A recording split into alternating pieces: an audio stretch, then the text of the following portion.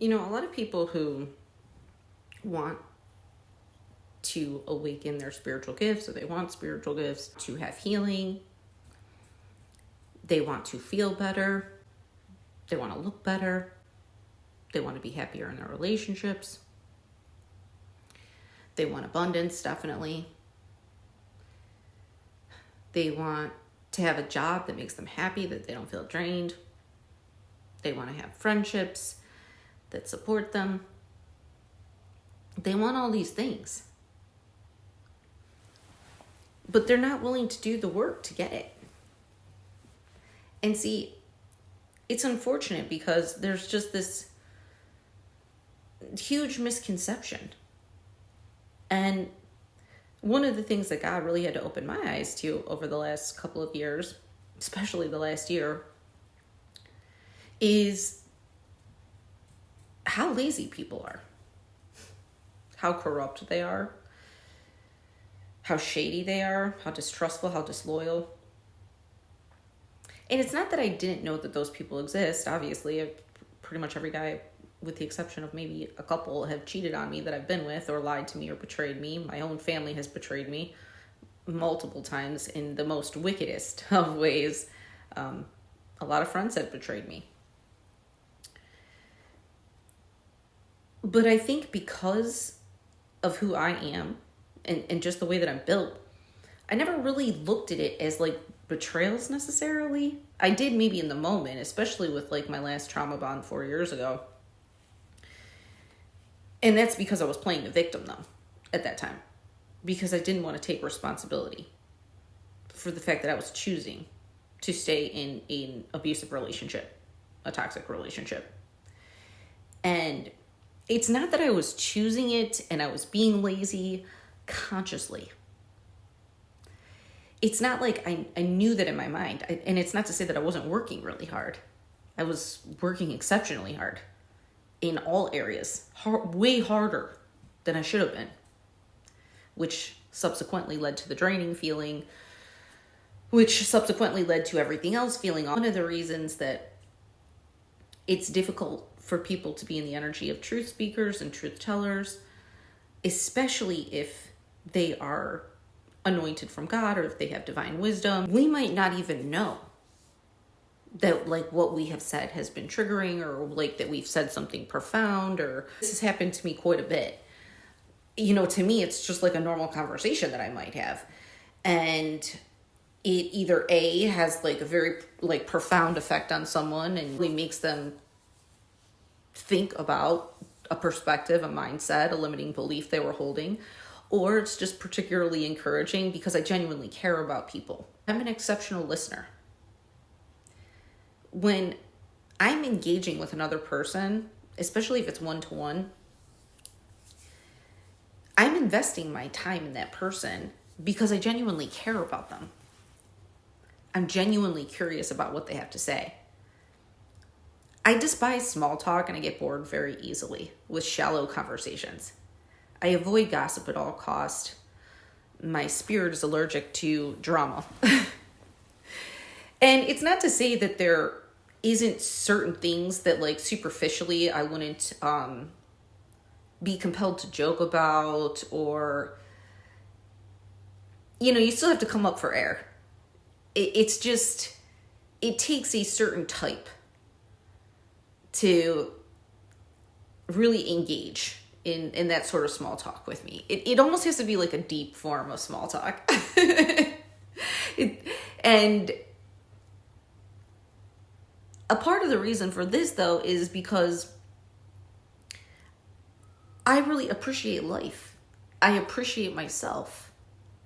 I appreciate the time that I put into people, and I appreciate the time I put into myself. I appreciate the time that other people can put into me.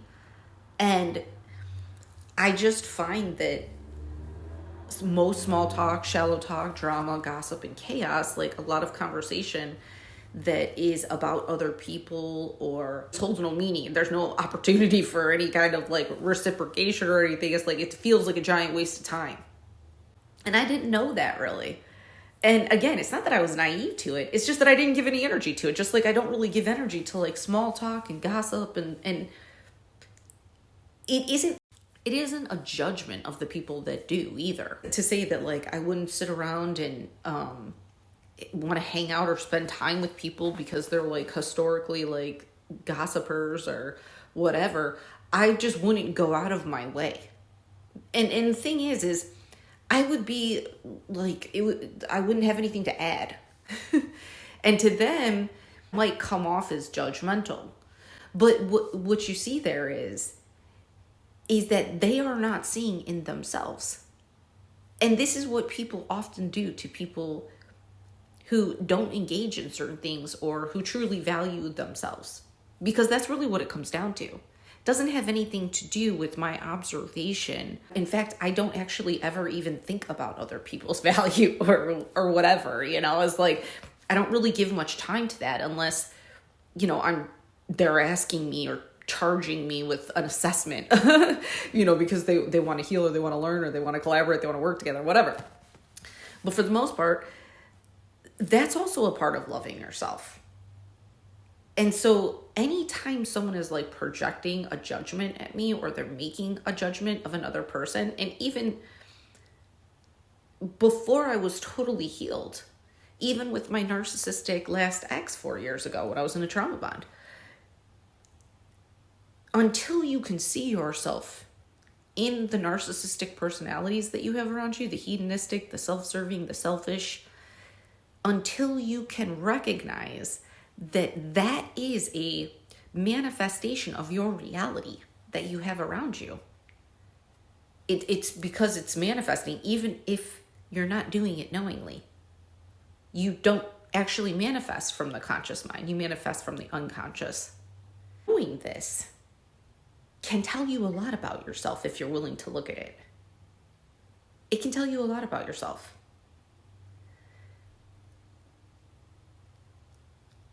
When I see people that are in situations, jobs, relationships, friend circles, churches, whatever it is, and they do a lot of complaining about the people around them,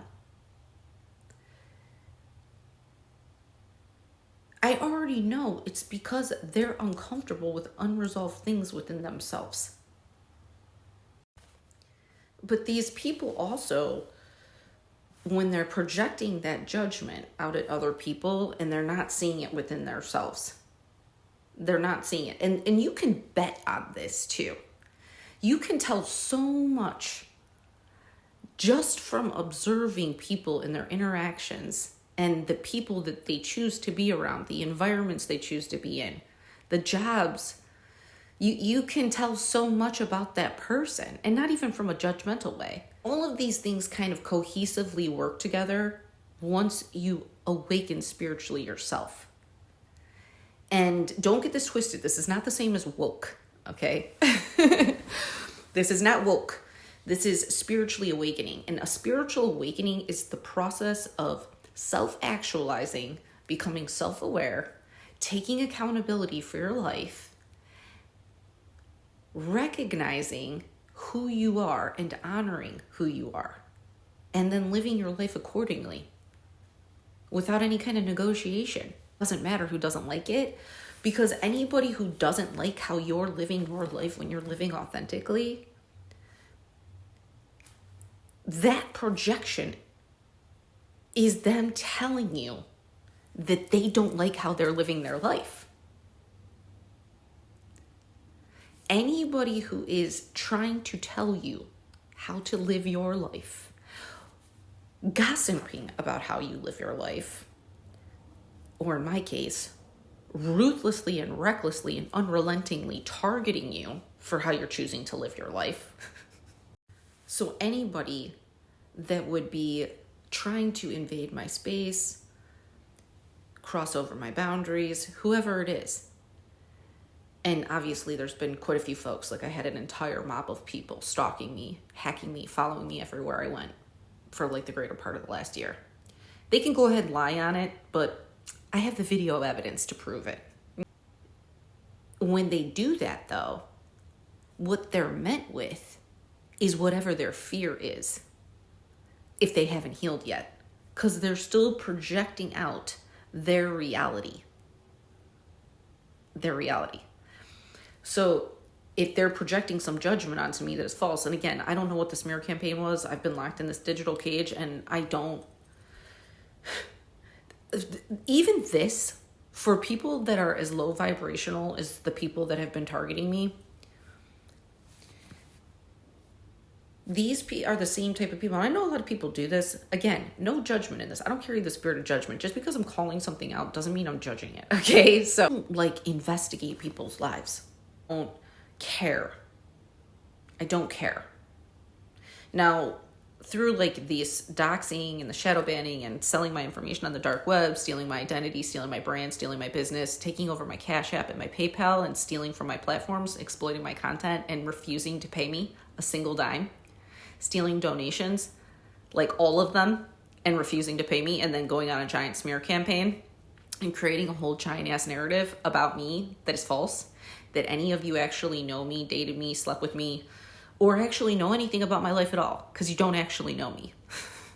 Even the people that may have previously known me, or family that would be any part of this, the only reason that they are a part of the stalking and the hacking and the stealing of an identity is because a boundary was put down with them, because they weren't safe and responsible enough to be in my energy, because they engage in the things like they're engaging with right now.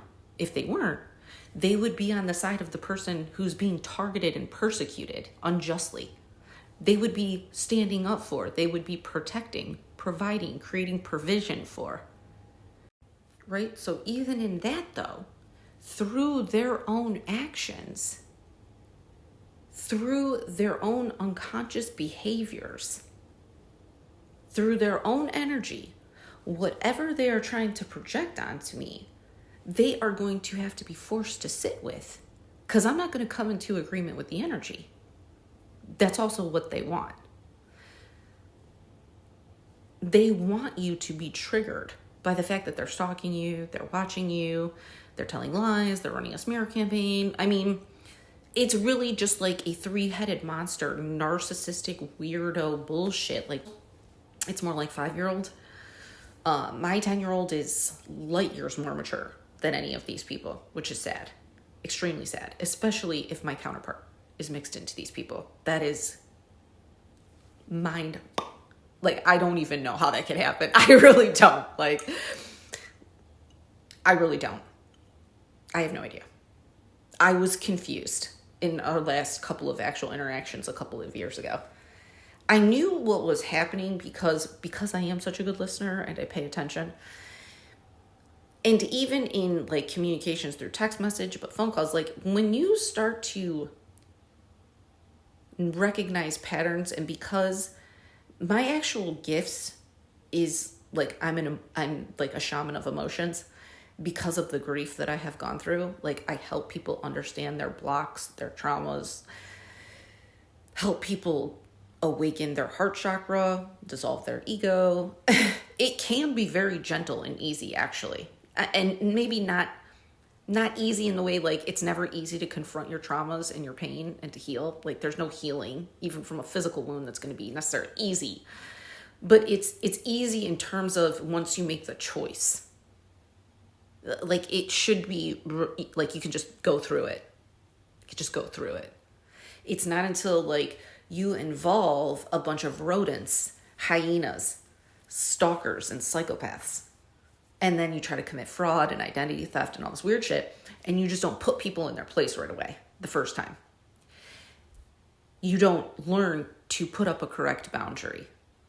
Because once you learn how to do that, and you do that from an offensive position, like, you don't wait for somebody to disrespect you, belittle you, dishonor you, try to betray you, try to put some false allegations or false crimes on you because they're a sick, twisted weirdo. They're a fraud themselves, so they try to project that onto you, or they're a prostitute. You know, whatever they're going to try to project on you. I've been around enough narcs my entire life, sociopaths and stuff, that you can get a pretty good idea of what they're going to go to. With me, because men that are narcissistic, they're misogynistic, they're bigoted, and they're weak, what they usually will go to with me is my physical appearance, that I'm a hoe or something like that. The reason that they do that is because it's a way to keep other men in their mind. It's a way to keep other men from like coming close to you because they're so sick with jealousy and they're so insecure. Instead of like stepping up and becoming a better man, they have to squash you. And they'll do this at all different levels. So it does not surprise me that any of this would actually happen in this way. And what is, I think, partially scary here was the influence of the Jezebel spirit and the succubus spirit. And probably intentionally, because I think these weirdos were summoning demons because they think that they're spiritual or magical and they're not.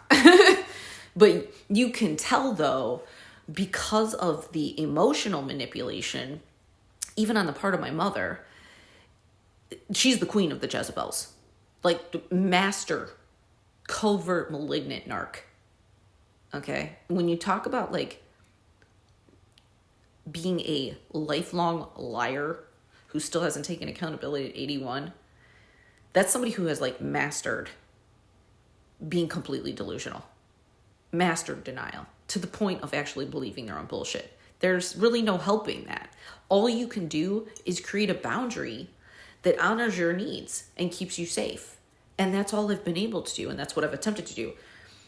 But because of her persistence in invading my boundaries, disrespecting me, lying on me, lying on her own child, and then the other actions that she took that made absolutely no sense. Like when she was like providing things and buying things for my daughter, the methods here are so standard. Like even what like disgusting Nick and disgusting Shelby were doing with like buying William gifts. I mean, we're talking about Nick is like a squirrel.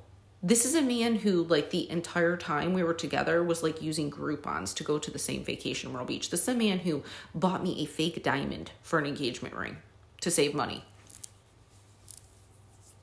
Okay.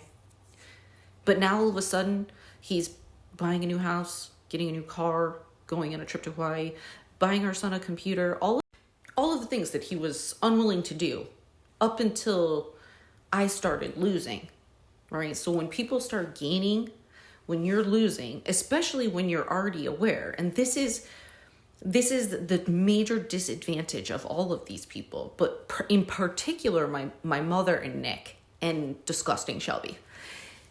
The problem with these morons that they refuse to see, and this is how the ego blocks a narcissist. They block themselves with their own ego. This is how they sacrifice themselves to their ego.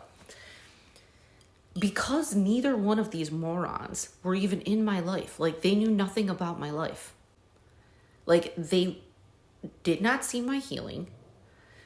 They did not see the 12 weeks of coaching that I went to, the Ascension Academy that I went to.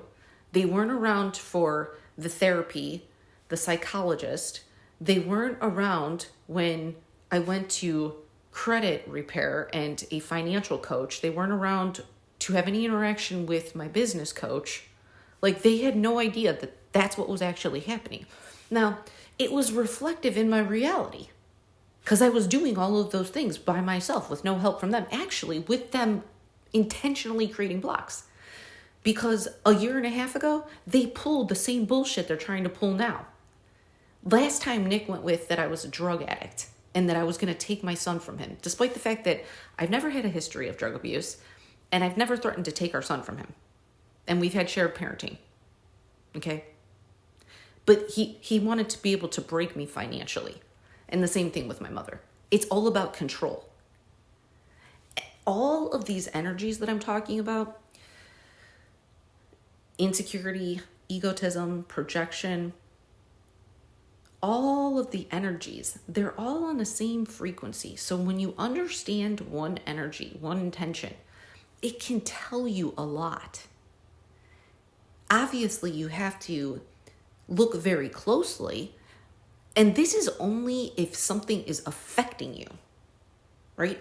I could give a shit less what Nick and Shelby do in their life. I don't care. I really don't care. I don't even care what they do with their life. I don't care. Why would I? The only thing I cared about was Nick actually going to the family therapy that he agreed to do. You know, the violation to the court order that he's going to be held accountable for here real soon. And that he's doing right by our son.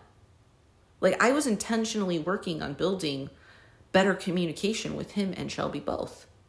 If the communication between us didn't matter, I wouldn't have asked the magistrate to order 12 weeks of family therapy in the first court order. I wouldn't have asked for that if communication did not matter to me. If communication wasn't an issue, I wouldn't have asked for that. But I knew there was no other way Nick was ever going to go to therapy, and the only way for him to have any kind of understanding that he is deeply scorned, wounded, and he's bitter, and he doesn't have any self-awareness would be if he heard it from a therapist that he picked out, actually, because that was written into the court order also. But he never went. He violated the court order. He never went. Do you think that the magistrate who signed this most recent court order that was already pre-planned, the whole narrative was already pre-planned before I even stepped foot into a courtroom? Like, they already knew what the outcome was going to be. And then they were hoping to shove me into it to fit. But where they fucked up, one, was being liars. Because everything that was stated was a lie. They had no actual physical proof of anything that they wrote into that motion. And not only did they not have physical proof of any of it being true, no evidence whatsoever, none. I actually had evidence that would prove that it was false. But it's not up to me to prove my innocence. It's up to Nick, who filed the motion, to back up what he's saying. It's up to his attorney, who made a very poor mistake of not having any evidence to back up anything Nick said. That was a very bad mistake on her part. All of these people are going to be held accountable now. All I had to do was get in contact with the correct legal aid and the correct civil and human rights people and the correct senators. That's all I had to do. I just had to go outside of this corrupt ass network of people who don't actually want to take accountability or tell the truth, to the point that they want to help facilitate kidnapping, satanic ritualistic abuse, and voodoo on my child, and actual deep, long-lasting trauma that all of these people are inflicting on an innocent 10-year-old little boy for no reason other than the fact that they wanted to try to get their grimy, scummy little hands on money that they're not keeping, that doesn't belong to them. Because they decided to collaborate with other people who already committed identity theft. None of these bastards are keeping anything. You'll be lucky if any of you actually make it out of this entire situation. Taking accountability, asking for forgiveness, returning what's mine now, starting with my child, is the only way. It's literally the only. We're either going to wait for like whatever God's righteous judgment is on all of you. I mean, you're already feeling the consequences. Like, the karma is hitting all of these people already. I already know that it is. Even if you try to hide it, I already know that it is.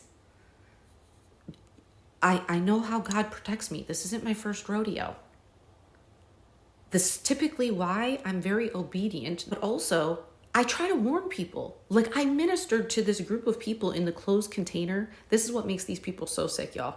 This is what makes them actually truly so disgusting. I mean, there's so much about the situation that is just...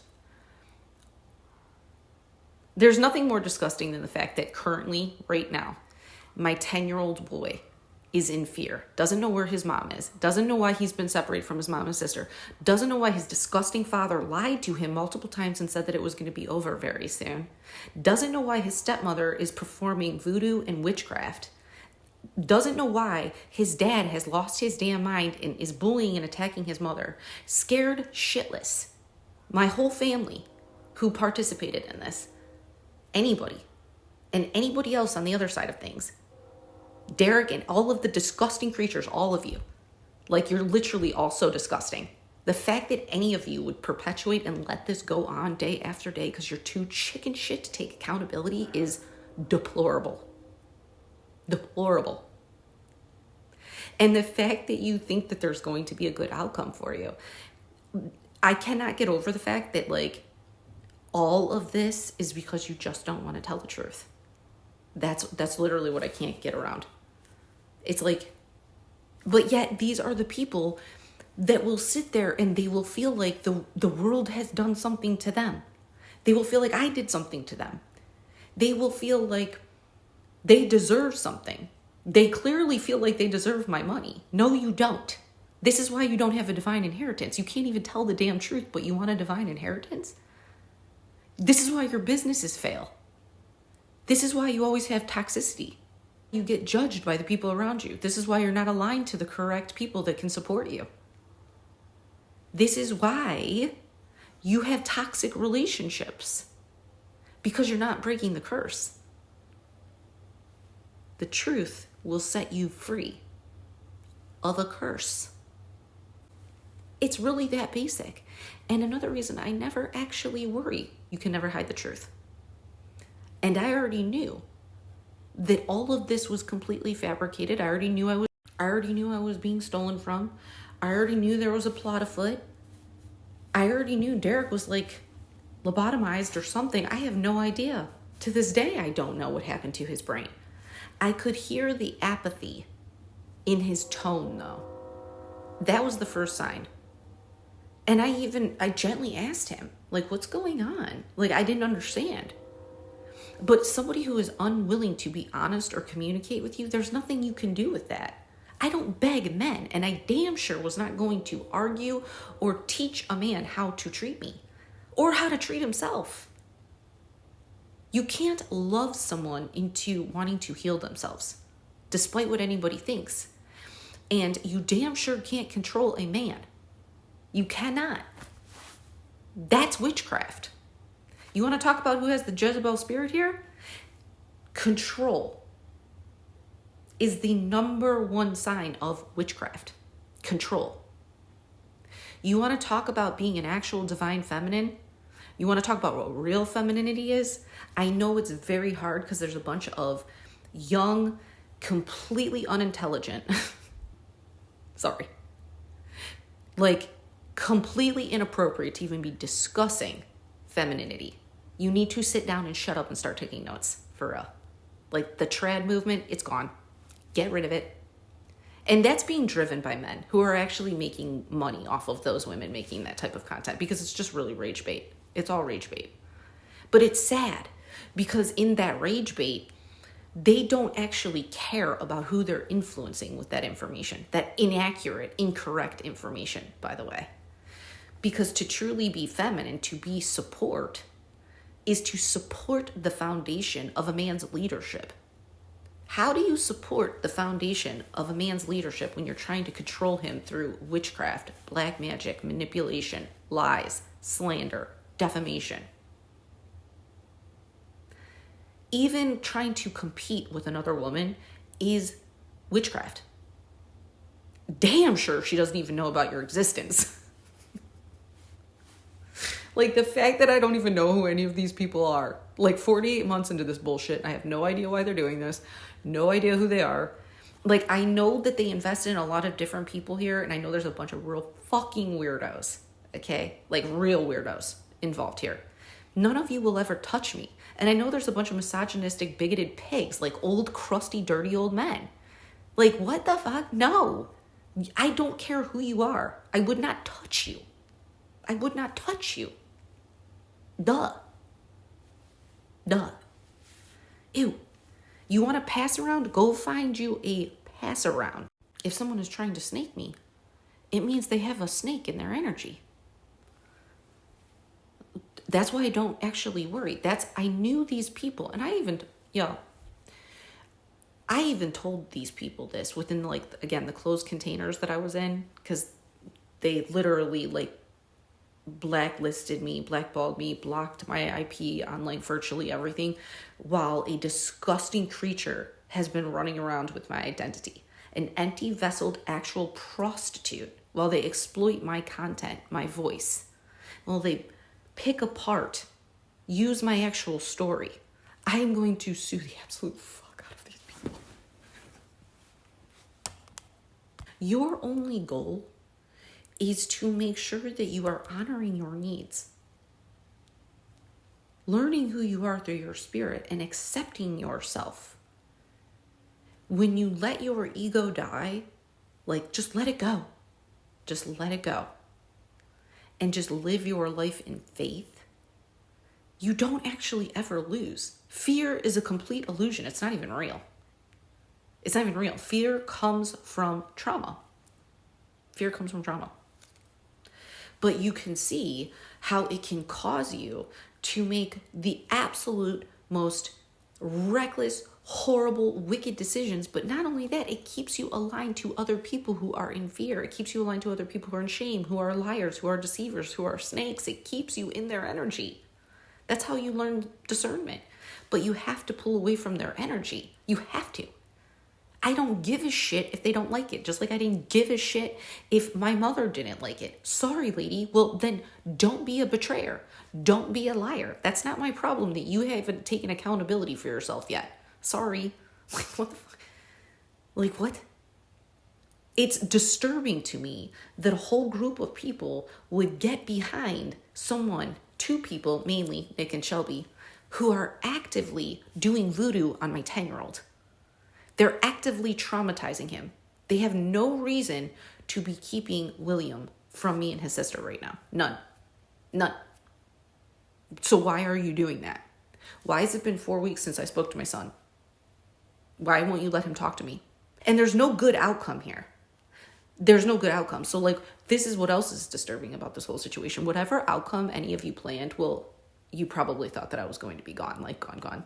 Because you're arrogant, scum, dirty, piece of shit losers, if you actually ever thought that, who obviously don't care about William. Like, if you would think that you could take me out of this world and it wouldn't traumatize either of my children, but particularly William, who is actually deeply bonded to me, that's why you actually did that, though, because nothing else was working. So you went for the only way you could try to get to my heart. The only thing that they had left was to try to take my son from me. I seriously hope every single day till William is returned to me, every single one of you are tortured by God. Like, I hope every single day that you wake up is the worst day of your life until my son is returned to me. And I hope it gets progressively worse for all of you, for your whole families, for your jobs, for anybody in your energy. I literally pray that on your life every single day until my son is returned to me. It's disgusting and deplorable that you would use it. Any normal functioning human would not look at what I'm saying right now is that I have mental illness, that I'm out of control, that I'm triggered. No. Oh, who would say that? People who don't actually put their children first. People who exploit their children online. People who traffic their children online. People who perform voodoo and energy harvesting on their children. Who perform SA and SRA on their children. Those are the people who will project onto someone like me that I'm angry, I'm bitter, I have mental illness, I'm bipolar. No, a good mother who is deeply concerned about her child, because there are two Satan-worshipping psychopaths who have people dropping dead all around them because they practice ending magic. And they sent it towards someone who is actually anointed and protected. Most women who had a disgusting man and a predatory woman commit perjury, commit total lies, pay bribes in a courtroom in a prearranged case for which I was never actually even served the original date to attend, perform witchcraft actually in a fake little trial to take a child from a good mother, a mother who has no addictions, no criminal record, no toxic relationships at all. I don't even party. I don't even date. I haven't been on even a date in years. All the way in my lane, left a career to put my children first, made sacrifices, was just living my life in my condo that I paid for by myself. No man supporting me whatsoever. Built a business on my own. Actually did the work to heal that none of these people did. And disgusting Nick Edelberg from Barberton, Ohio. And I hope every single person that hears this comes for this man, because you're disgusting and you should be ashamed of yourself. And Shelby, you should be ashamed of yourself too. And both of you should be looked into. Your finances should be looked into. And Shelby, who works at a hospice as a nurse, you should be looked into as well, because this is dangerous. Any person that would have the capacity to take a child from their parent for no actual reason other than money that they already stole is a dangerous person. And there is no good outcome here. Let me make this clear once again. Nobody wins here. The second you freaks decided to use William, everybody lost. Everybody did. Because Nick is going to have to pay for the consequences of his actions. Nick is going to have to pay for the consequences of his actions. So is disgusting Shelby and all the rest of you freaks. You're going to have to pay for the consequences of your actions. I don't know if you're still delusionally believing that you're not going to have to. I'm telling you, you're going to. You're going to. I don't know if you think that I'm just sitting around like with my thumb up my ass just letting you people get away with this shit. I'm not. But whatever measure you want to put in place to try to block me and block the truth, I promise you, you're not going to be able to block the truth. I will never lay down and take this silently. I would never let anyone take my son from me. You hear me? Never. Never. Men involved in this situation. You sit there on your high horse and you judge someone like me. But at the same time, you're snake enough to go for the only thing you knew that actually mattered to me, my child. That proves right there how much of a fucking liar you are. If I was such a piece of shit mom, why would I have shared parenting for the last 10 years with Nick? Huh? Where was my mental health diagnosis any other time up until conveniently I had another hardship with my finances blocked? Right? Because you were a part of that and you knew that was going to happen. I don't care what happens to any of you. And you should know you are playing Russian roulette with your lives. But I also know, no matter what, besides the curse from the hand of God that is on all of your lives and your families, your communities, your jobs, besides that, you're in the energy of liars and betrayers. There's no honor amongst thieves. There's no truth amongst liars.